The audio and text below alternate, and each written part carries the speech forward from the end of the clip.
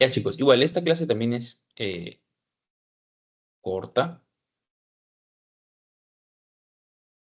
Y lo que es la terapia de sustitución renal. Ya tú, vamos a avanzar rápido para que ya vayan a descansar, ya me imagino que están. En este caso tienen que acordarse, acá preguntan muy poco, ¿ya? Eso ya lo vieron en la enfermedad renal. Tienes que tener en cuenta qué pacientes se van a hacer este tipo de terapia de sustitución renal, pues, ¿no? Como su nombre lo dice, van a reemplazar la función renal, ¿no? Entonces tienes dos opciones, la hemodiálisis y la diálisis a nivel del peritoneo, ¿no? La dice de la diálisis peritoneal. Y eh, cuándo se va a indicar, ¿no? Eso sí lo tienes que saber, obviamente, indicaciones para la sustitución renal, ¿ya? Cuando la filtración glomerular del paciente es menor a 15, o sea, cuando el paciente está en un estadio de enfermedad renal 5, ¿ya? Cuando el paciente presenta síndrome urémico o pH bajo, ¿no? Alteración del sensorio, etcétera, etcétera, también se tiene que realizar hemodiálisis de emergencia, ¿no? O, bueno, o diálisis de emergencia. Ya, y un paciente que está preparado previamente, ¿no? Tiene una creación de fístula arteriovenosa y ha entrado a un programa, pues, que involucra, ¿no? Aspectos de nutrición, aspectos psicológicos, etcétera, etcétera. Ya, esos son los pacientes que van a realizar este tipo de tratamientos. Y mira, tengo dos, como te mencionaba, ¿no? La hemodiálisis y lo que es la diálisis peritoneal. La hemodiálisis va a ser una técnica la cual vas a usar una membrana artificial, ¿no? Que va a filtrar prácticamente lo que es la sangre de tu cuerpo y va a pasar por la máquina, no se va a purificar y luego la va a regresar a tu cuerpo. ¿Ya? Una membrana semipermeable entre dos compartimentos. ¿Cuáles son esos dos compartimentos? El líquido que vas a usar para dializar y tu sangre. ¿Ya? Y lo que preguntan, ¿no? Los principios físicos, la difusión y la convección. La difusión es el transporte pasivo de solutos, ¿no? Transporte pasivo de solutos. ¿Por qué ocurre? Por diferencia de la concentración de qué? De solutos en ambos compartimentos, o sea, en el líquido que voy a usar para dializarte y en tu sangre, ¿ya? Ocurre por la diferencia de concentración entre compartimentos, ¿ya? Y la convección va a ser, ¿ya? El paso del solvente, o sea, de la sangre, que tiene obviamente los solutos, ¿no? Todos los solutos, las proteínas, los lípidos, la glucosa, etcétera, etcétera, que puedan pasar, ¿ya? Que puedan pasar. De acá, lo que preguntan que es, ¿qué se obtiene de la convección? De la convección se obtiene el ultrafiltrado, ¿ya? Del ultrafiltrado. Entonces, acuérdate, ¿ya? Ultrafiltrado de la convección en la hemodiálisis, ¿ya? En la hemodiálisis. ¿Ya? Y para hacer una hemodiálisis tienes tener un acceso vascular. ¿Ya? Y tienes tres opciones. Una fístula arteriovenosa, tienes un catéter temporal, que generalmente son para los pacientes que tienen hemodiálisis de emergencia, y los catéteres de larga permanencia, ¿no? Pacientes que son, por ejemplo, hipercalémicos, ¿no? Y no bajan, ¿no? ¿Ya? Entonces, ¿qué es una fístula arteriovenosa? Es una unión quirúrgica, pues, ¿no? Que va a haber entre la arteria y la vena, ¿ya? Y que va a facilitar el intercambio en el líquido que viene de la máquina y tu sangre que sale y se va a limpiar, ¿no? Y nos van a preguntar acá los tipos, ¿no? Hay la hemodiálisis convencional que dura 3 a 4 horas, ¿ya? Se usa, el dializador usa polisulfona, ¿ya? Y es un costo alto, ¿ya? Pero tienes la hemodialfiltración, ¿no? La hemodiálisis filtrada, ¿ya? Esta dura 4 horas, es mucho más cara, pero acá viene la pregunta, ¿no? Tiene mejores resultados en la calidad de vida y menor mortalidad. Entonces acá está tu respuesta a tu pregunta. Te van a preguntar lo siguiente, mira, ¿por qué mecanismo físico se obtiene el ultrafiltrado? Ojo, escucha, ¿por qué mecanismo físico se obtiene el ultrafiltrado? Convección. ¿Y cuál es mejor en la calidad de vida, en cuanto a la calidad de vida y la mortalidad, ¿no? La hemodiafiltración. Y entonces ahí están tus dos preguntas. Ahora, eso también fijo, ¿no? Las complicaciones. Las complicaciones pueden ser de dos tipos, ¿no? Las relacionadas con el acceso vascular y la del procedimiento, ¿no? La trombosis o pseudoaneurisma de la fístula arteriovenosa, obstrucción, infección, etcétera, etcétera, ¿no? Cuando son de catéteres permanentes o temporales, la infección o obstrucción del catéter, ¿ya?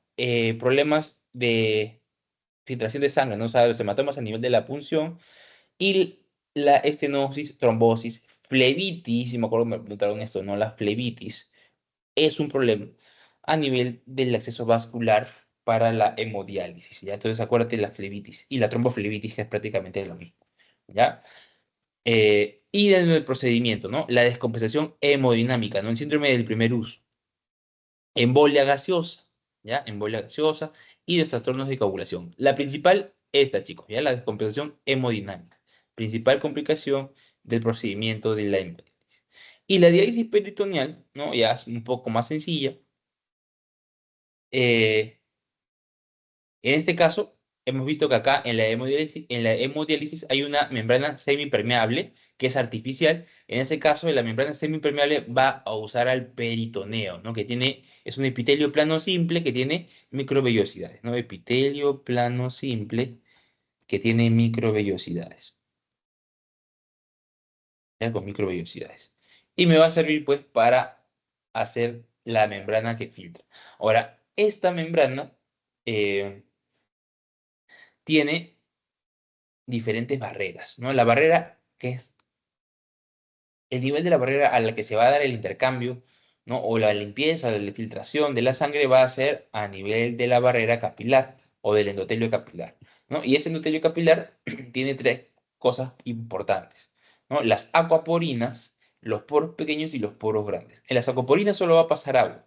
En los poros pequeños va a pasar agua y solutos pequeños, ¿ya? Y en los poros grandes va a pasar moléculas pequeñas y medianas, ¿ya?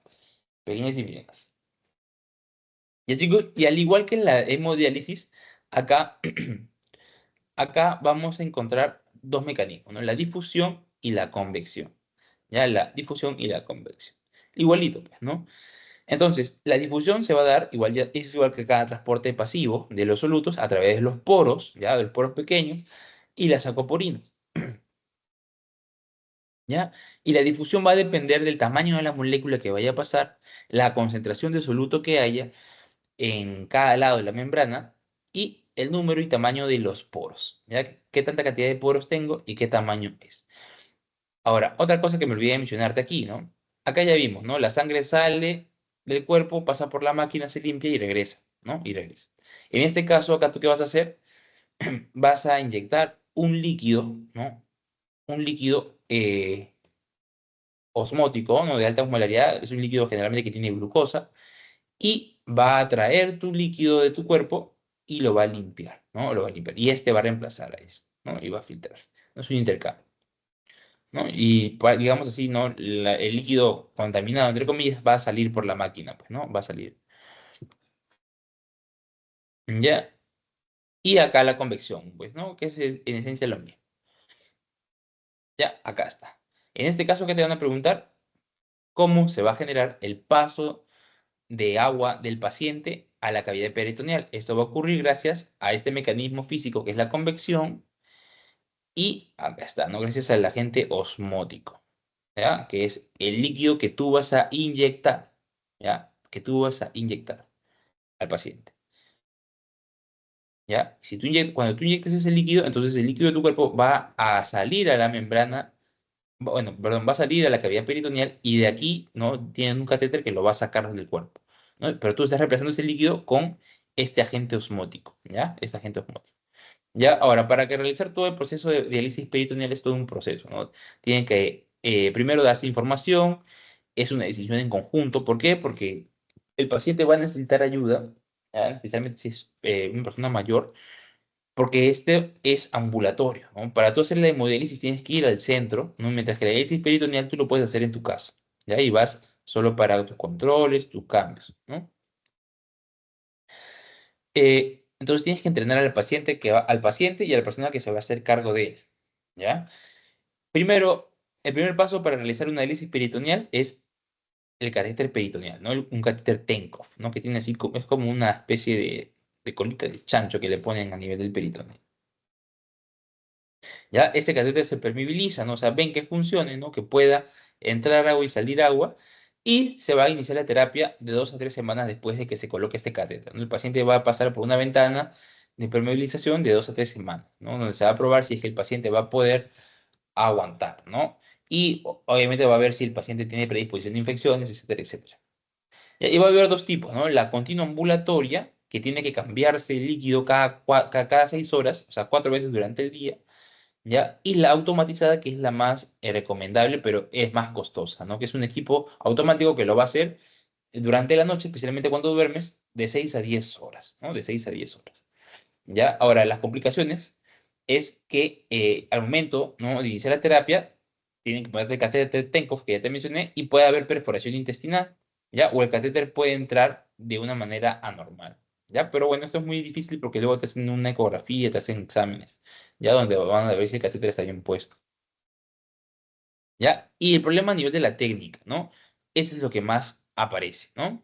La infección de la zona, ¿no? El paciente no es muy aséptico y al momento que hace, ¿no?, que conecta su catéter a la máquina para que se filtre, no va a haber asepsia, entonces se va a infectar, ¿no? Va a haber infección del túnel de inserción, vamos a encontrar peritonitis a repeticiones, ¿ya? Generalmente es de bacterias, ¿no? Hongos hay, sí, en pacientes inmunosuprimidos. ¿Ya? Y la obstrucción del catéter, ¿no? Un catéter mal colocado puede generar una obstrucción. ¿Ya? ¿Y cuáles son las ventajas y desventajas? Ya, las principales ventajas es que el paciente que usa diálisis peritoneal no tiene que acudir al centro, o sea, lo hace en su casa, no tiene que meterse el viaje de su vida para hacer su hemodiálisis. Ya lo único malo es que es diario, pues, ¿no? Se maneja mejor el control del fósforo a nivel de la sangre, se maneja control de los temas acidóticos, la anemia, los cambios de volumen, ¿no? Porque todo lo que va a salir se mide, ¿no? Sale en una bolsita, entonces eso tú lo puedes cuantificar. ¿Ya? Y se preserva mejor la diuresis renal. En cambio, las desventajas es que vas a tener un catéter permanente en tu abdomen, ¿ya? La técnica dura poco tiempo, 1 año, 1 año y medio, 2 años, y pasa ya pues a la hemodiálisis, ¿no? Siempre y cuando pues el paciente no se cuide, no realice la técnica de manera adecuada, ¿no? La peritonitis es el principal problema, ¿no? La principal desventaja, ¿no? El riesgo de peritonitis. Eh, y bueno, pues, ¿no?, que el paciente sí o sí va a requerir de apoyo familiar, ¿no? Apoyo familiar requiere condiciones básicas de higiene, o sea, necesites a un paciente que vive en una zona lejana, no tiene desagüe, no le vas a recomendar que se haga una diálisis peritoneal, pues, ¿no? Y también tiene que tener un espacio designado específico para realizar eh, su cambio de sonda, ¿no? Perdón, su diálisis, ¿no? Y bueno, los impactos que tiene eso en el paciente, ¿no? Vas a encontrar que el paciente sufre de depresión, ansiedad, necesitas darle apoyo social, mejorar su salud de vida. Hay un cuestionario, ya el CBRS, ya que es para ver cómo un paciente que tiene enfermedad renal se ve afectado, ¿ya? Los cuadros de depresión y la mortalidad también aumentan según haya desbalance de estos acá, ¿ya? No te van a preguntar nada de eso, pero por si acaso. Ya, y bueno, pues se habla de la creación de programas de diálisis, ¿no? Es el trabajo conjunto del médico nefrólogo, los pacientes de enfermería, perdón, los enfermeros, ¿no?, el personal de enfermería, el cuidado del acceso vascular, que es lo principal, y entrenar al paciente y entrenar a los familiares, ¿no? La atención psicológica y la consejería nutricional, ¿no? Un paciente que se realiza diálisis, lamentablemente va a tener que estar restringido a muchas cosas, ¿no? Principalmente, eh, alimentos pues que alteren los hidroelectrolitos, ¿no? Ustedes saben, carne, gaseosas, etcétera, etcétera. Ya, chicos, y eso principalmente. Entonces, eso sería todo con respecto a las clases del día de hoy. Ya, si alguien tiene alguna pregunta, me la hace por WhatsApp, no hay ningún problema. Si tienen una pregunta ahorita, normal.